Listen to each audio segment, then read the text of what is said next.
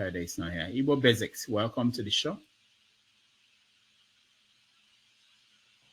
Thank you, Dr. Damages. So yesterday, this is the images that some of the images that we saw out of Abia State. Let me play.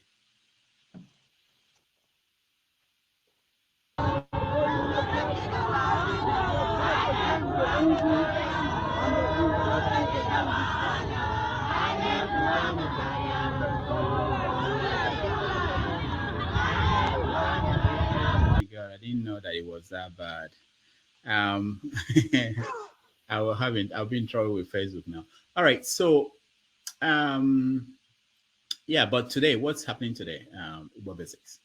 I remember, was it yesterday or the day before, that I had thrown down the gauntlet, as I called it, on Okezi Ikpeazu, when I had asked him to leave Abia State alone, that he has done enough. A moment ago, my elder sister, jumping and shouting, Alex Otti has won, Alex Otti has won. Yes, so Alex Otti has been declared the winner in Abia State. And I will take this opportunity to say congratulations to the people of Abia State. It was overdue. I'm from Abia State. I was brought up in Abia. I've gone through all the governments from military through civilian, Colonel Anthony Ochefu, and the rest of them who had governed the place called Abia State. Through Oji Kalu, T.A. Oji, and then Okezi Ikpeazu. I met all of these people. So I would say that today, Abia State has actually been liberated. Abia State is liberated, and it's not enough that Abia State has been liberated.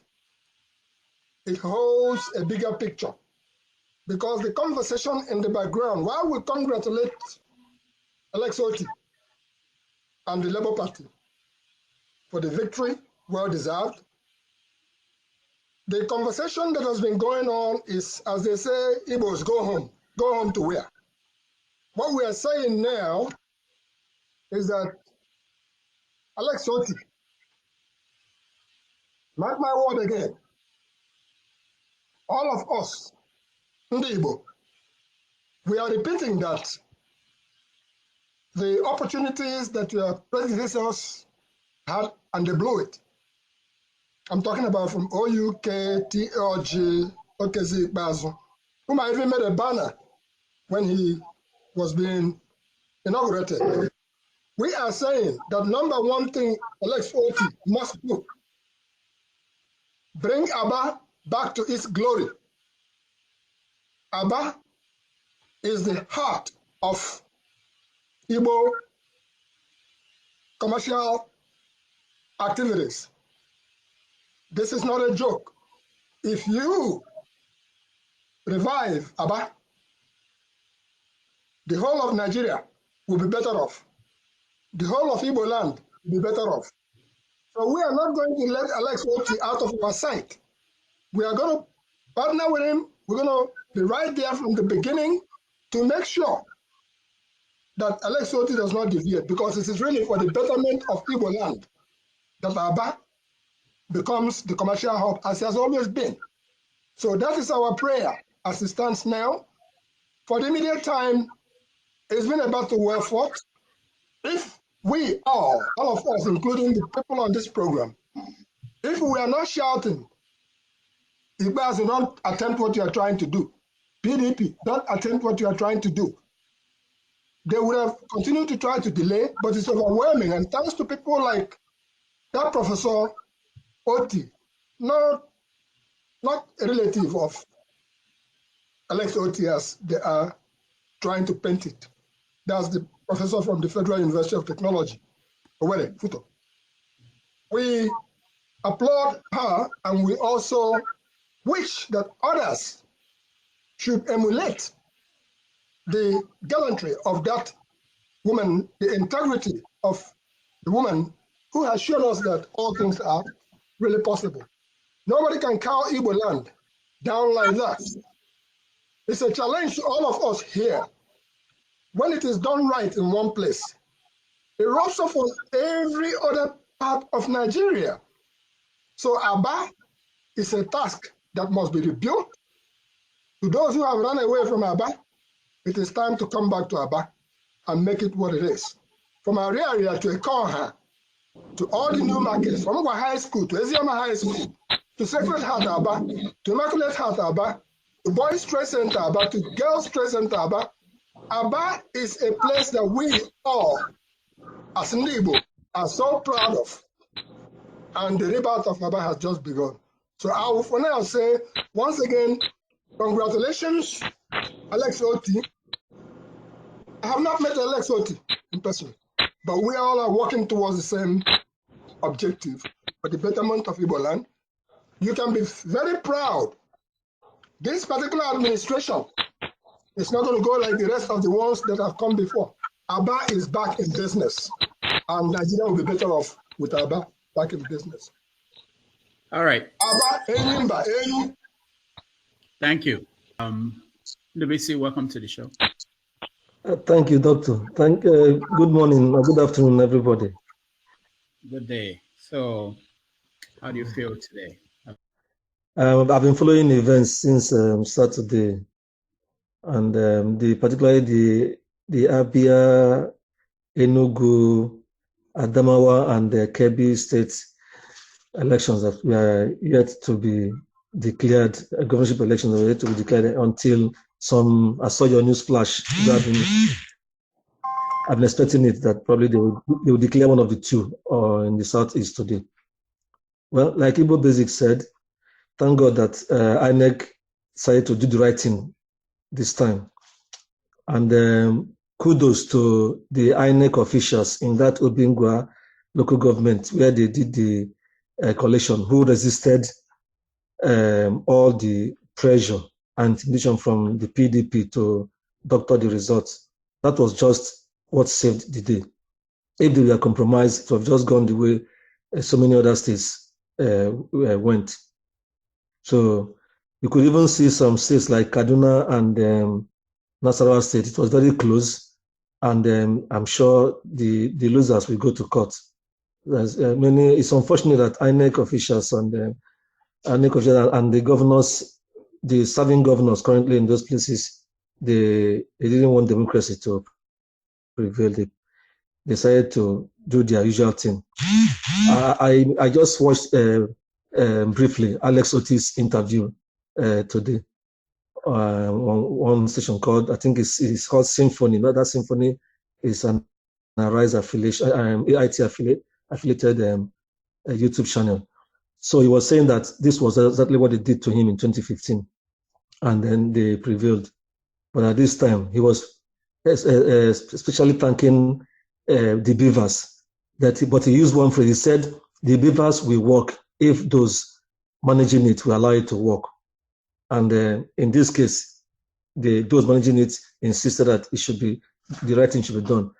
So going forward, I expect INEC to do the same thing in Enugu, to look at the beavers accreditation and get out the correct accredited voters and check the score properly, the void votes, and equally look at this, because sometimes the pointer is to look at the House of Assembly votes, because when the House of Assembly votes in those local governments gives a particular number, the same thing should apply to the governorship votes from those local governments.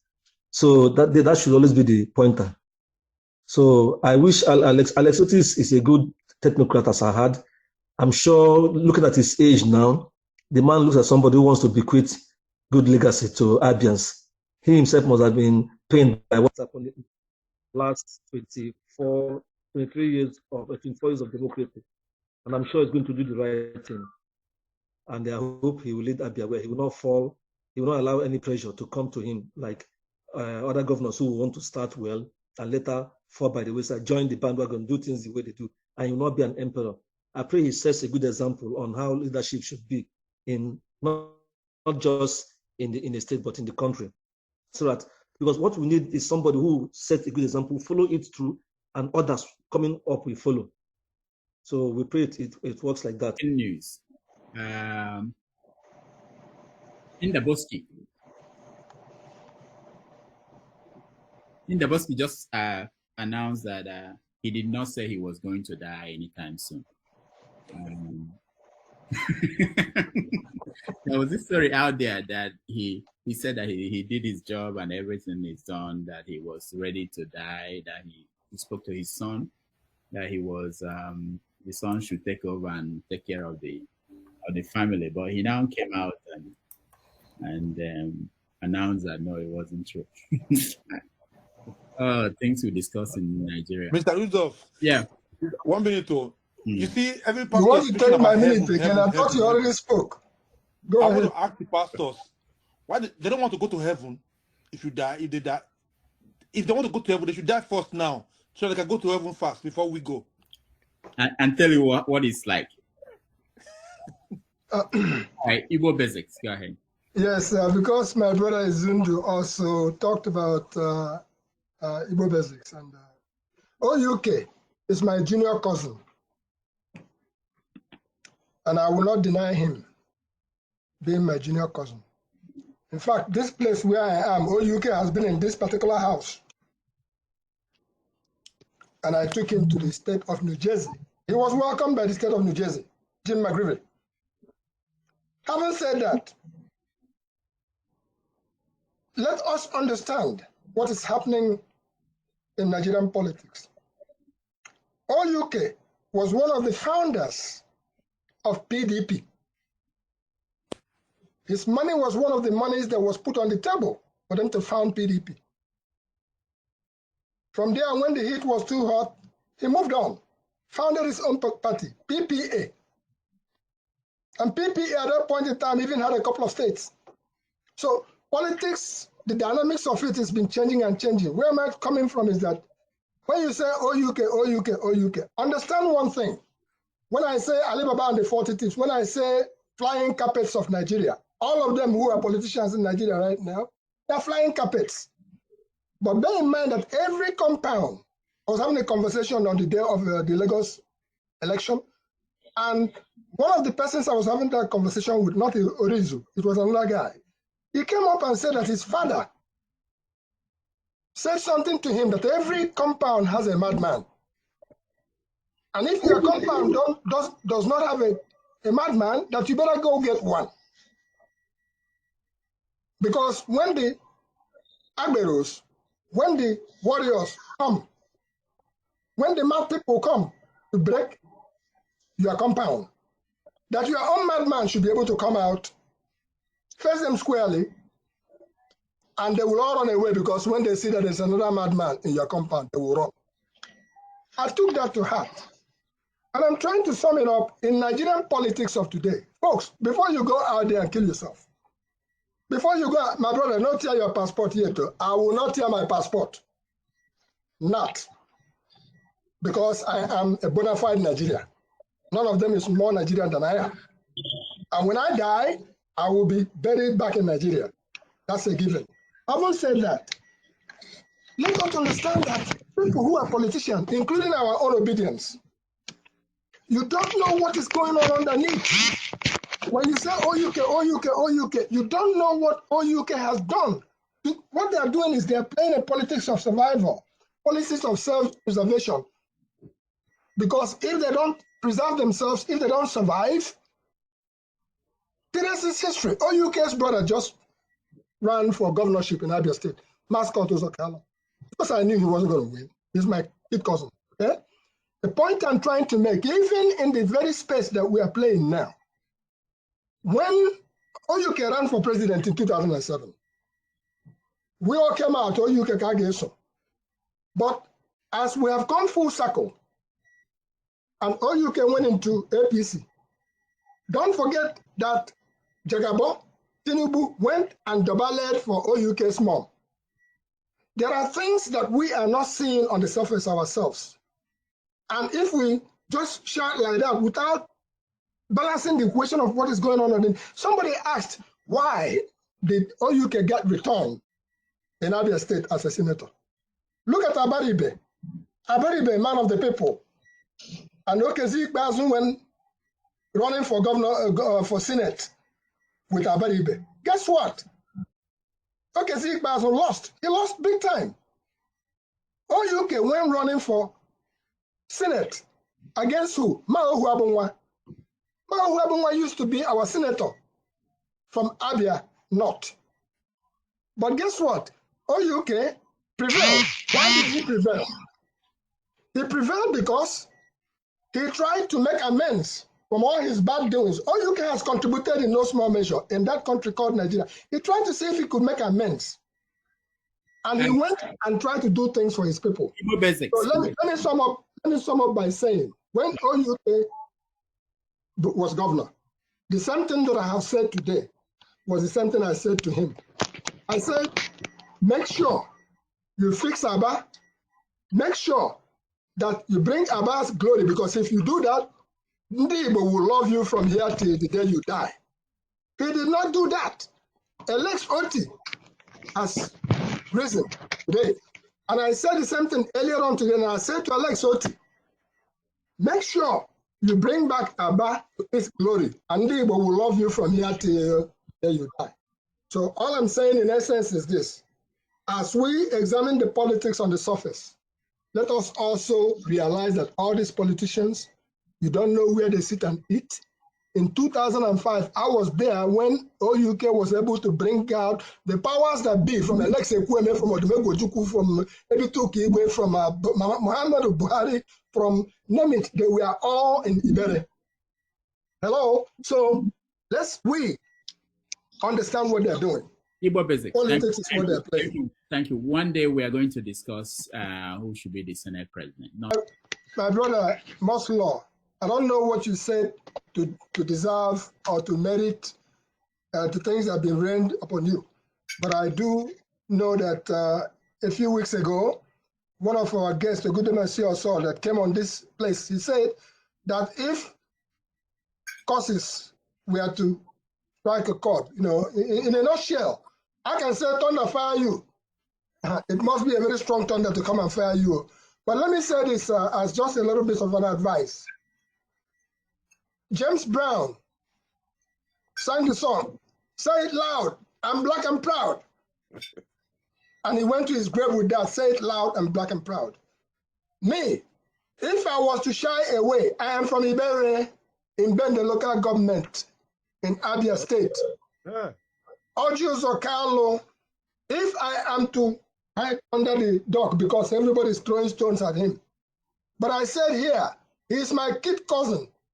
The reason why we say where we are from, so that if I'm passing near your village, I will say, I know Moslow, but I'm not for endure. It's not for anything else. I just want to take this opportunity to extend some very warm greetings to some of our people who came from here to go fight gallantly for us.